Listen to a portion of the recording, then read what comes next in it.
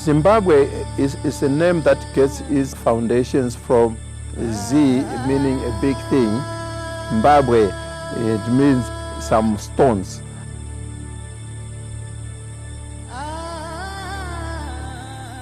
We are blessed in this country where there is freedom of worship.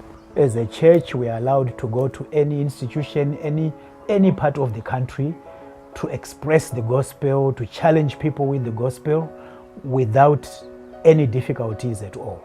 Together with that, we are now besieged with a lot of different teachings that are coming to the church in Zimbabwe. And even our children in school, they are beginning to be faced with new religions that they had never known before.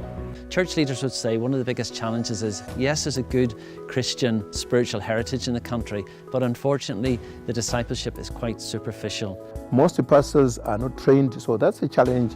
They need a theological training. Then they also need the resources to do with upgrading their theological background. Because if they are going to communicate Christ to people, they need to get the right stuff so that they can communicate the Christ that everybody knows. Finding a way of resourcing yourself, and particularly through having ebooks and e-format, has been very pivotal to my own ministry, and I can see how that could be so strategically important for church leaders here. LEARN, as you are aware, means it's an acronym which means leaders, equipping, and a resourcing network.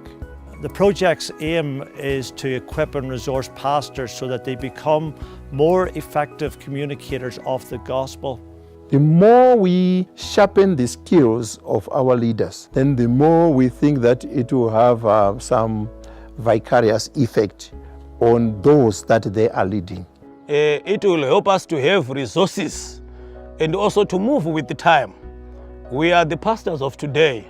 One of the unique things about the app that's been so well crafted for the project is that we can actually monitor as well the progress of the leaders in their reading whenever they connect the tablet up to the internet. And so this is a great way for us to ensure accountability, to also just to review how are they handling it. Is a leader struggling with using it? Can we support them better? A pastor who has gone through LEARN as a project will use the skills that he has mastered to be able to impact them to the people that he is pastoring.